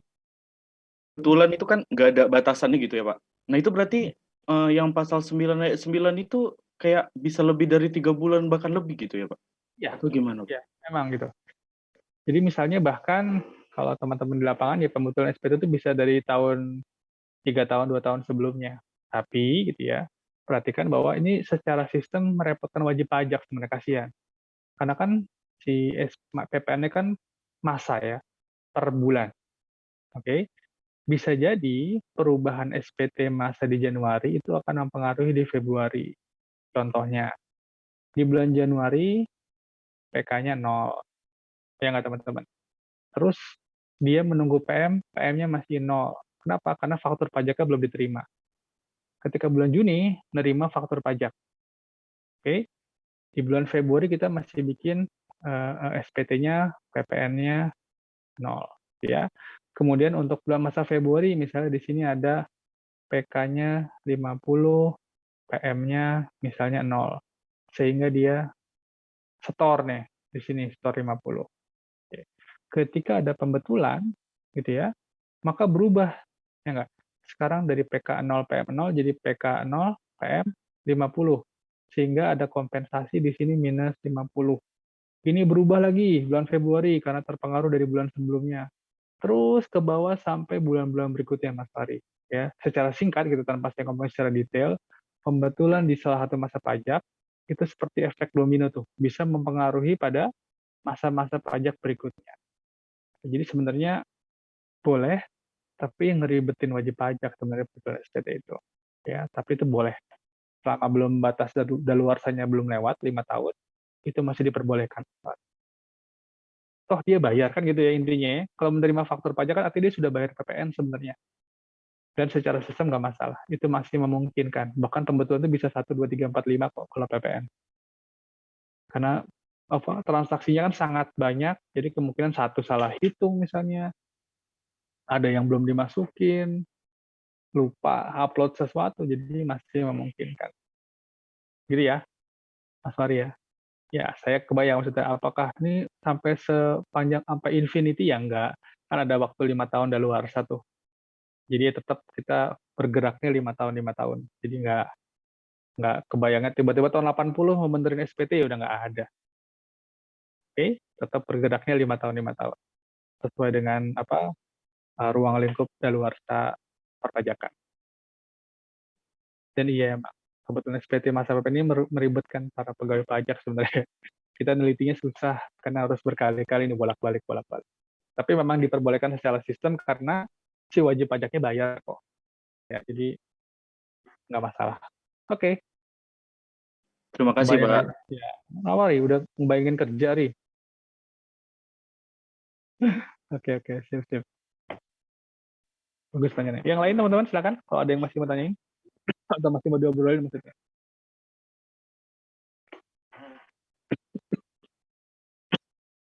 Gimana? Masa udah cukup? Cukup dulu, Pak. Belum tahu yang mau tanyain. Oke deh, kalau gitu kalau nggak ada, kita break dulu 10 menit aja kali ya. Buat teman-teman yang lain untuk, bukan teman-teman lain, teman-teman, karena materinya udah habis, ya. Saya mau ngomong, materinya sudah habis, jadi kita break, nanti masuk lagi kira-kira 10 menit, kemudian kita sambung ke penampilan kedua, gitu ya. Siapa nih sekarang? Kelompok siapa nih yang tampil? Kelompok saya, Pak. Yang ngaku. Oh iya, siap. Oke. Nanti kita tunggu penampilan kelompok Mas Adit ya. Kira-kira break 10 menit dulu teman-teman ya. Ya, buat ngurusin pinggang sebentar. Oke? Sip, kalau gitu saya pamit dulu. Mas Arya mungkin bisa di recording-nya bisa di pause dulu sementara. Oke, saya pamit, Recording teman-teman. stopped.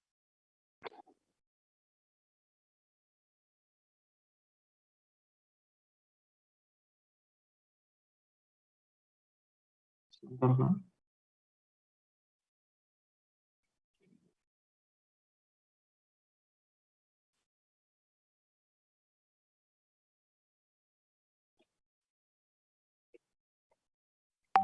Apakah sudah kelihatan teman-teman, Bapak, untuk share screen-nya?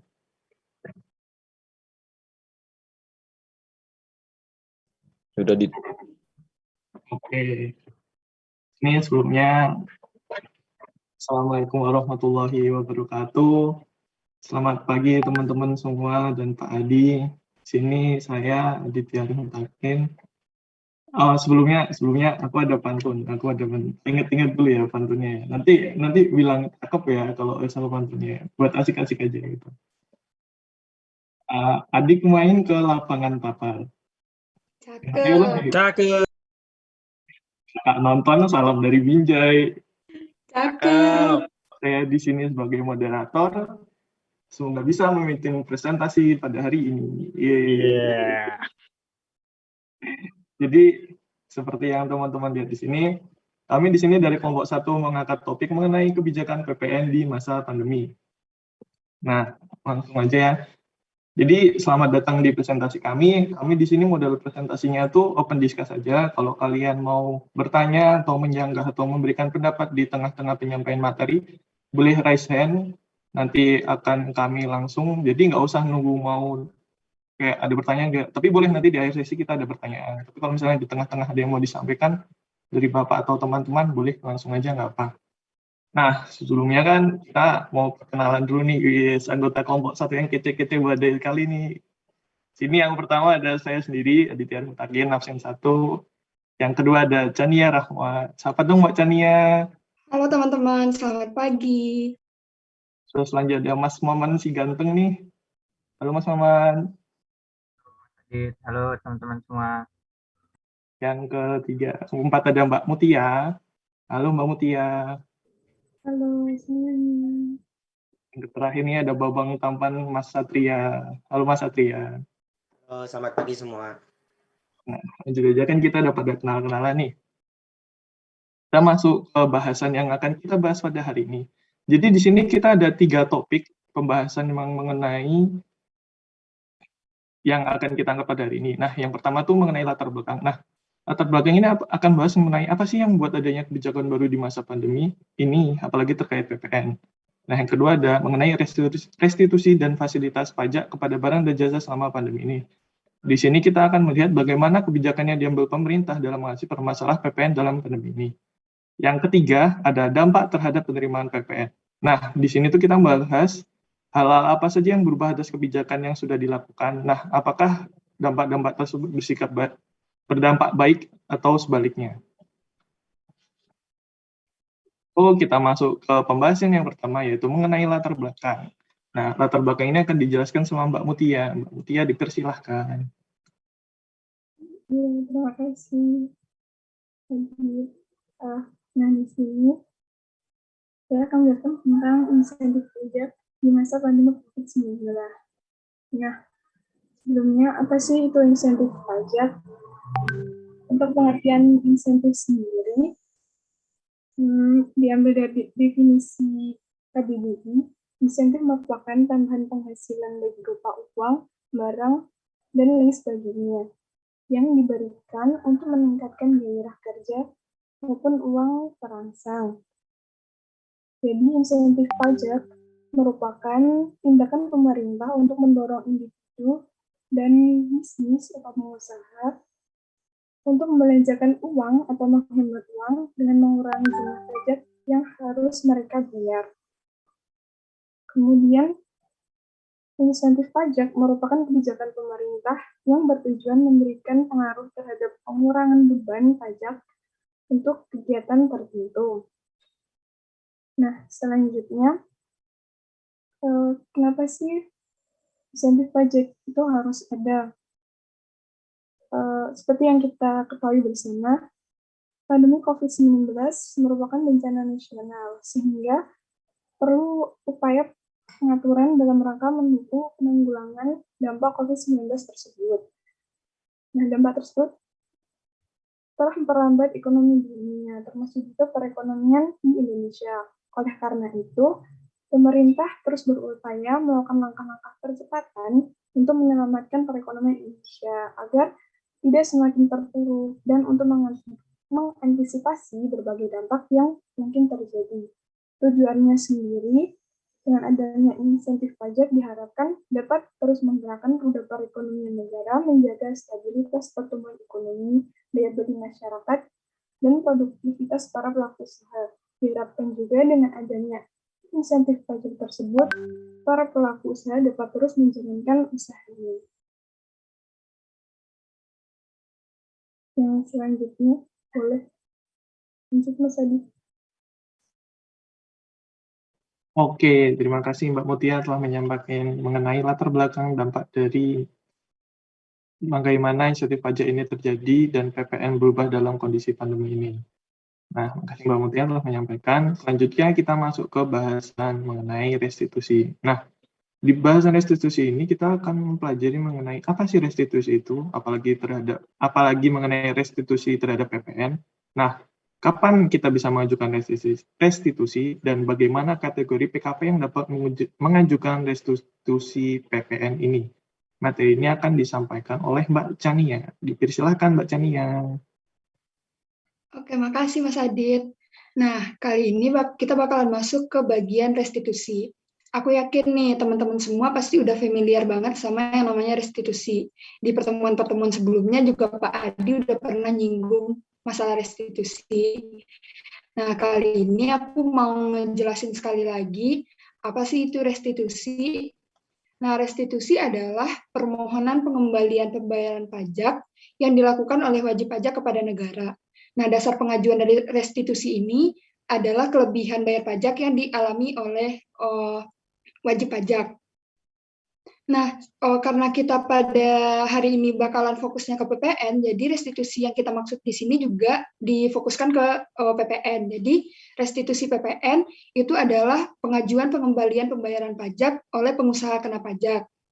Nah, restitusi PPN ini hanya bisa diajukan jika jumlah kredit pajak lebih besar dari pajak terutang atau gampangnya itu PKP melakukan pembayaran pajak yang tidak seharusnya terutang gitu loh. Nah, syarat untuk mengajukan restitusi itu PKP harus tidak boleh mempunyai utang pajak lain. Seandainya PKP masih memiliki utang pajak lain, PKP tersebut tidak boleh mengajukan restitusi atau tidak bisa mengajukan restitusi. Nah, kapan sih restitusi ini bisa diajukan atau dilakukan?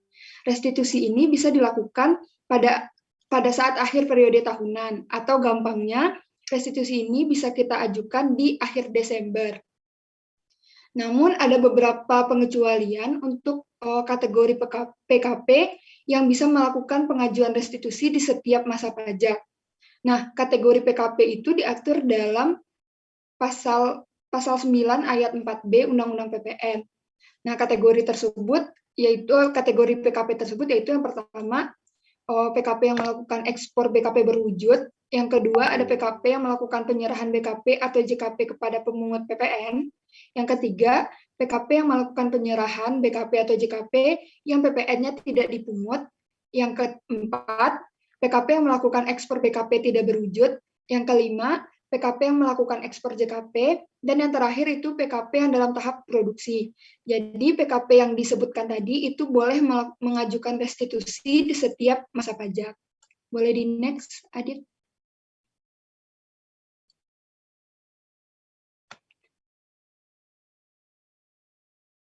Nah, selanjutnya itu kita masuk ke fasilitas pajak terhadap barang dan jasa di masa pandemi COVID-19.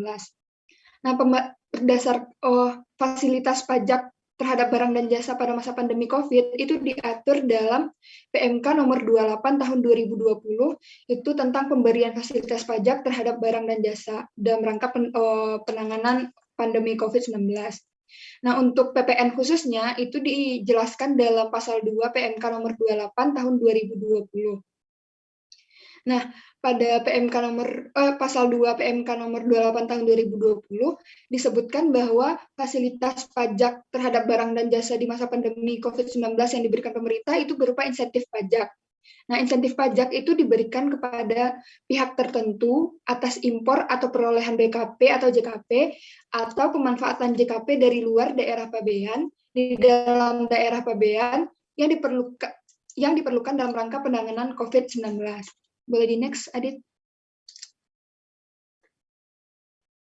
Nah, tadi kan pada pasal 2 itu disebutkan bahwa fasilitasnya yaitu insentif pajak yang diberikan kepada pihak tertentu.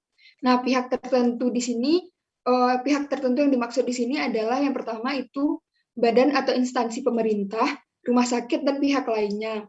Sedangkan BKP yang dimaksud yaitu yang pertama ada obat-obatan, vaksin, peralatan laboratorium, peralatan pendeteksi, peralatan pelindung diri, peralatan untuk perawatan pasien, dan peralatan pendukung lainnya yang dinyatakan diperlukan untuk penanganan COVID-19. Sedangkan untuk JKP yang dimaksud yaitu yang pertama jasa konstruksi, jasa konsultasi, manajemen, jasa persewaan, dan jasa pendukung lainnya yang dinyatakan dibutuhkan dalam penanganan COVID-19. Oke, selanjutnya Adit. Oke, makasih Mbak Chania yang sudah membawakan materi terkait restitusi dan fasilitas pajak kepada barang dan jasa. Jadi kita masuk ke bahasan selanjutnya, yaitu mengenai dampak insentif PPN ini terhadap penerimaan PPN saat ini pada masa pandemi. Nah, materi ini nih akan disampaikan sama Mas Maman sama Mas Satria. Monggo dipersilahkan Mas Maman dan Mas Satria. Oke, selanjutnya di sini kami akan membahas dampak insentif PPN ini terhadap penerimaan PPN. Untuk poin yang pertama, sesuai yang dibahas sebelumnya, insentif PPN ini merupakan bentuk kebijakan fiskal secara counter cyclical. Masuk dari counter cyclical di sini merupakan pendekatan kebijakannya secara kebalikannya. Maksudnya seperti ini. Pemerintah mengurangi pemungutan atas pajak, tapi meningkatkan pengeluaran saat kondisi ekonomi sedang resesi. Dan ini juga berlaku sebaliknya. Jika kondisi ekonomi saat ini sedang booming, maka pemerintah akan mengurangi pengeluaran dan meningkatkan pemungutan atas pajaknya. Selanjutnya untuk poin yang kedua, dari kebijakan tadi berakibat secara langsung terhadap penerimaan PPN. Berdasarkan artikel kami baca, dijelaskan pada tahun 2020, realisasi pajak pertambahan nilai dan pajak penjualan barang mewah mengalami kontraksi. Untuk kontraksinya sendiri sebesar 15% atau sebesar 450 triliun dari tahun sebelumnya.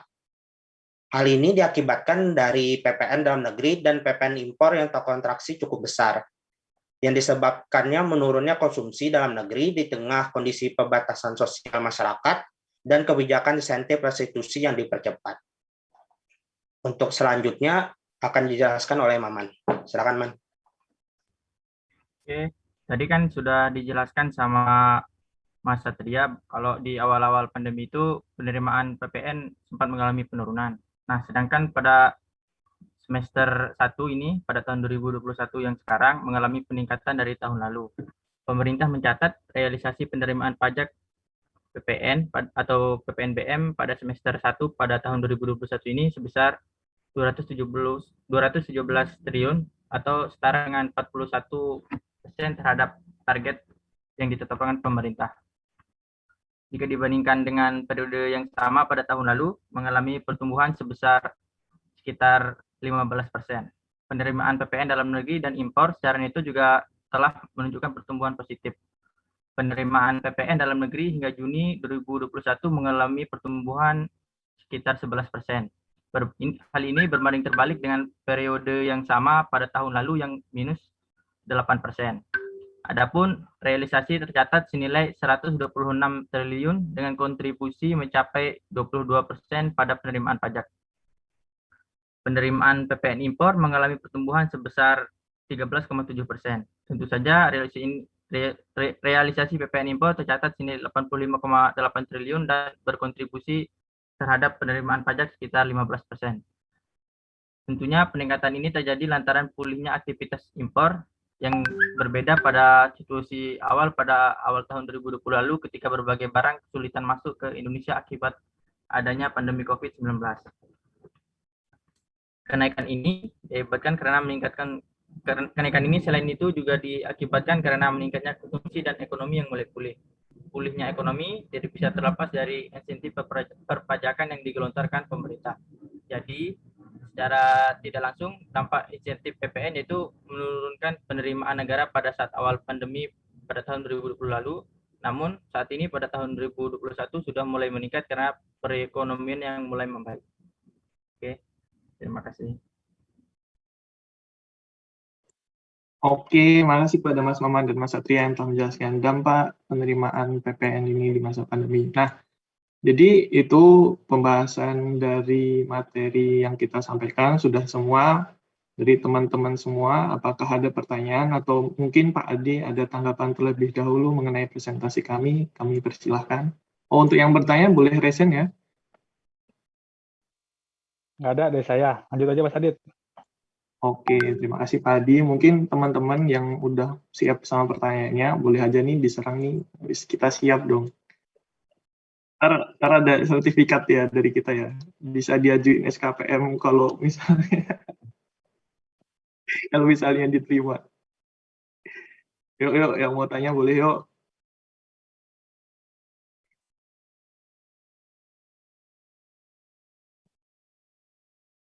Yuk, ada yang mau tanya nggak?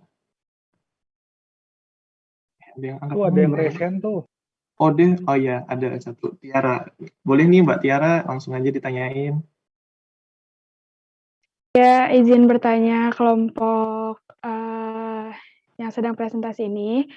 Jadi kan tadi tentang ini ya, tentang pandemi COVID-19 kan. Nah, terus dalam pandemi ini kan banyak banget ya biaya yang dikeluarkan dari pemerintah untuk penanganan pandemi COVID-nya. Nah, yang tentunya biaya itu sangat besar gitu kan. Nah, dari sisi PPN sendiri itu gimana caranya untuk menyeimbangkan biaya-biaya yang telah dikeluarkan agar penerimaan pajaknya itu kayak tetap besar gitu. Mungkin itu pertanyaan dari saya. Sekian. Oke, catat dulu ya Mbak Tiara ya. Kita nampung dulu 3 pertanyaan dulu. Boleh selanjutnya siapa yang mau? Oh, ada Mas Maul buat selanjutnya. Boleh Mas Maul? Ya Mas, saya mau nanya Mas. Oke. Pertanyaan saya simpel aja sih. di COVID-19 ini menurut kalian apa ya? Apa ya? PPN tuh benar-benar ngaruh nggak sih terhadap bangsa Indonesia? Karena kan PPN yang kebijakan tadi ya dijadikan sebuah insentif pajak itu menurut kalian udah bagus gak sih di Indonesia itu dampaknya seperti itu aja. Makasih Mas, Mbak semuanya. Berarti intinya terkait apakah PPN ini sangat berdampak besar terhadap penerimaan negara, apa kayak gitu Mas Maul? Atau Ya, gimana? dan juga efektif gak sih kira-kira dengan adanya insentif tersebut itu apa ya, ekonomi kembali maju dan lain-lain. Oke, kita tampung lagi. Kasih Mas Maul. Mau boleh satu lagi, nanti habis 3 kita diskusiin dulu buat jawab pertanyaannya. Mungkin satu lagi boleh.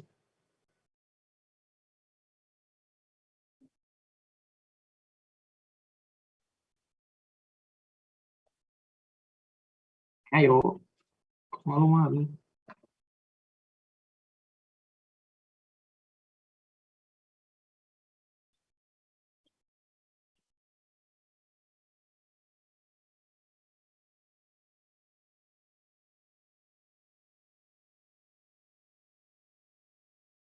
Oke, Mas Fahri selanjutnya yang mau tanya. Gimana Mas Fahri? Boleh aja Oke. langsung sebutin pertanyaannya. Oke, aku mau nanya sih simple. Itu kan tadi itu kan diberikan kepada sektor-sektor yang langsung berhubungan dengan penanganan COVID-19 ya. Kan di lapangan itu banyak sektor-sektor yang nggak langsung berkaitan sama pandemi COVID-19 itu berdampak juga gitu. Apakah mereka juga diberikan insentif pajak atau hanya yang berkaitan langsung dengan penanganan COVID-19 gitu? Terima kasih. Oke, makasih Mas Fahri atas pertanyaannya. Jadi kita dari kelompok 1 mau diskusi sebentar untuk menjawab pertanyaannya. Saya maksudnya mau diskusiin dulu sebentar ya teman-teman.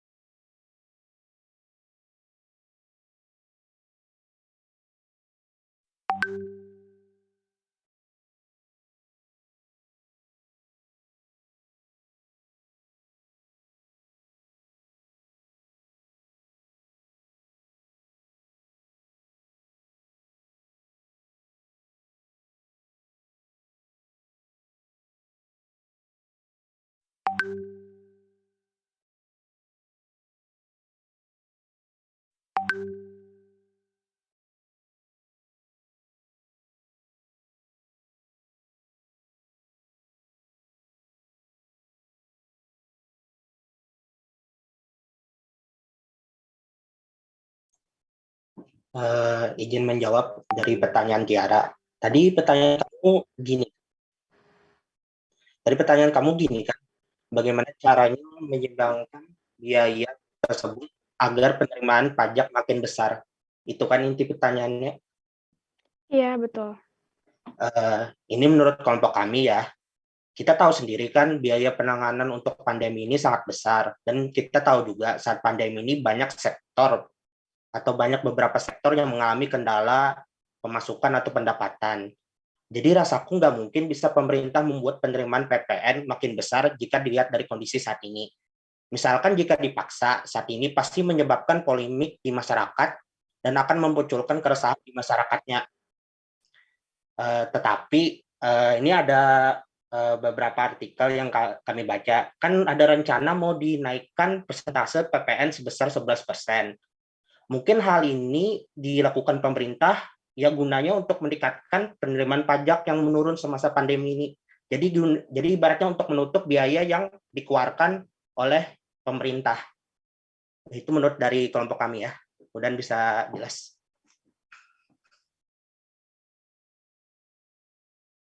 Dari Mbak Tiara sendiri, apakah udah cukup atau ada tanggapan? Cukup dan sudah terjawab pertanyaannya. Terima kasih. Oke, sama-sama.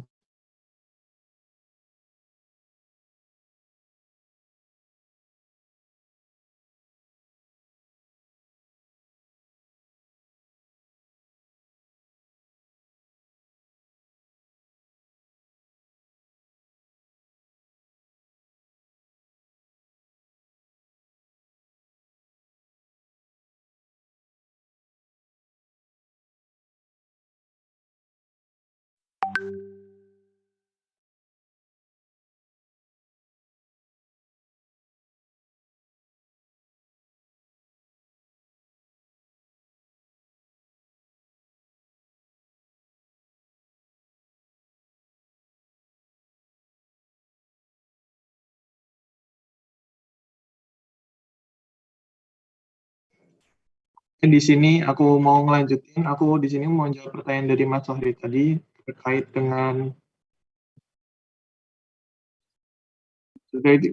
tentang apakah insentif PPN hanya diberikan hanya dalam rangka penanganan COVID-19, padahal dengan adanya pandemi ini banyak sekali sektor-sektor yang terdampak. Di sini menurut kelompok kami, kebijakan-kebijakan yang telah diambil oleh pemerintah ini dalam memberikan insentif di bidang perpajakan yang dalam kondisi pandemi ini diharapkan dapat memulihkan kondisi ekonomi masyarakat secepat mungkin. Nah, meskipun kebijakan ini juga mempunyai efek samping mengenai penurunan penerimaan negara, dalam hal ini adalah penerimaan pajak, efek samping yang lain adalah adanya kemungkinan penambahan jumlah utang pemerintah. Namun yang pasti kondisi kesehatan dan ekonomi masyarakat jauh lebih penting. Pemerintah terus berusaha mencari terobosan baru yang mendukung tercapainya penerimaan pajak tahun selanjutnya, karena sumber penerimaan negara saat ini lebih rendah dibandingkan dengan APBN yang ada.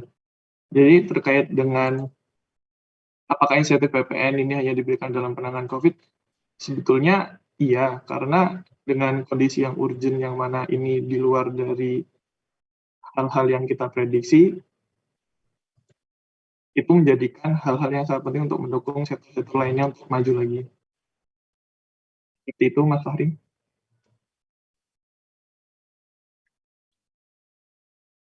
Baik, terima kasih untuk jawabannya, Dit. Oke, sama-sama. Baik, selanjutnya saya akan mencoba menjawab pertanyaan dari Mas Maul. Sebelumnya Mas Maul bisa diulangi dulu pertanyaannya tadi apa ya? Tadi pertanyaannya, apakah kebijakan pemberian insentif pajak PPN ini sudah efektif di Indonesia dan berjalan dengan baik gitu, dampaknya juga baik dan sebagainya gitu. Makasih Mas Karisma. Oke. Jadi kan pandemi ini kan sudah hampir berlangsung sekitar 2 tahun ya. Nah, pandemi ini tidak hanya memberi dampak positif pada aspek kesehatan, namun juga memberikan dampak positif terhadap aspek ekonomi. Anjloknya sisi permintaan sisi permintaan dan penawaran telah membuat penurunan aktivitas ekonomi secara drastis di Indonesia. Pada tahun 2021, BPS mencatat PDB Indonesia itu mengalami kontraksi sebesar minus 2,7% secara year on year. Perlambatan ekonomi itu sendiri kan tidak bisa terlepas dari adanya pandemi COVID-19. Nah, untuk merespon hal tersebut, pemerintah telah mengeluarkan berbagai insentif perpajakan. Salah satunya itu insentif PPN tadi yang kita bahas sebelumnya. Nah, sebenarnya sebuah kebijakan yang baik itu kan harusnya secara konstan, terkontrol, dan teratur kan. Nah, jika mengacu terhadap tujuan pemulihan ekonomi nasional, sebenarnya pemberian insentif itu mengarah sebagai sebagai jembatan untuk melakukan pemulihan ekonomi nasional. Ini saya baca dari artikel ya, sebuah artikel. Berdasarkan survei yang telah dilakukan, pemberian survei ini dilakukan terhadap beberapa pengusaha dan masyarakat. Nah, hasil survei itu responden mengatakan bahwa insentif perpajakan ini sangat bermanfaat. Jadi dapat disimpulkan bahwa secara umum insentif pajak atau insentif PPN tadi itu berdampak positif terhadap pemulihan ekonomi nasional atau PEN. Wajib pajak mempunyai persepsi yang sangat baik terhadap insentif perpajakan. Wajib pajak yang memanfaatkan insentif perpajakan umumnya mempunyai kinerja penjualan lokal, ekspor, omset, pembelian lokal, dan impor yang lebih baik dibandingkan wajib pajak yang tidak memanfaatkan insentif. Jadi menurut kelompok kami, sejauh ini insentif perpajakan ini sudah berjalan dengan baik. Hal ini terbukti dari ekonomi yang mulai pulih, meskipun sebenarnya tidak sepenuhnya berjalan dengan mulus.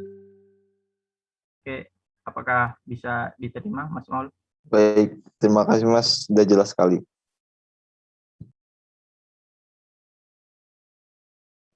Oke, baik, karena pertanyaan sudah habis, mungkin kepada Pak Adi, ini karena telah melewati 30 menit, apakah masih dilanjut untuk tanya jawab atau Bapak ingin membuat tanggapan, Pak?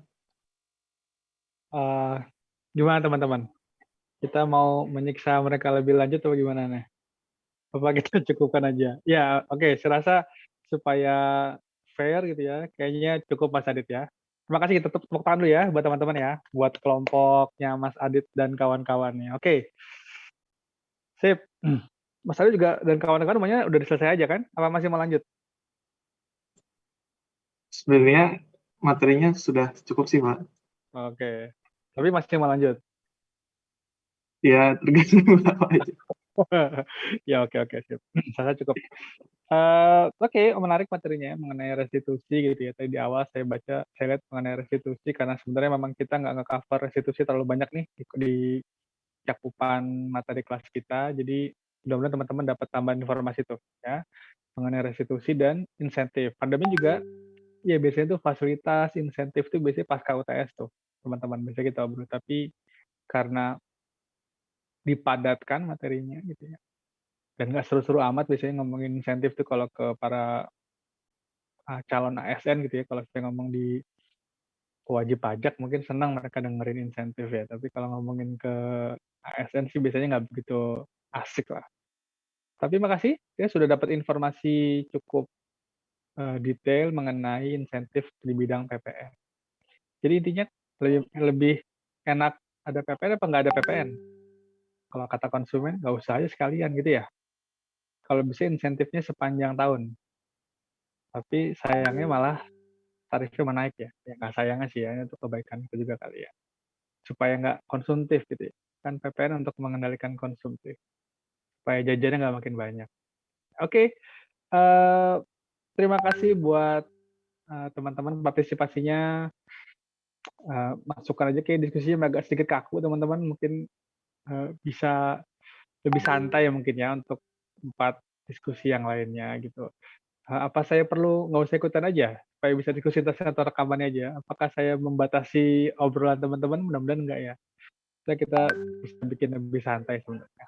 Tapi maksudnya baik paparan maupun diskusinya berjalan dengan cukup baik. Saya apresiasi effort teman-teman. Nanti kita ketemu lagi di pertemuan pekan depan. Pertemuan pekan depan kita udah mulai masuk ke mekanisme. Jadi kemungkinan contoh-contoh kasus saja ya. Saya harap teman-teman sudah bisa seandainya diperlukan mengulang lagi definisi-definisi karena di pekan depan rencananya yang dibahas adalah mengenai contoh-contoh kasus. Kalau kayak gini, PK-nya berapa?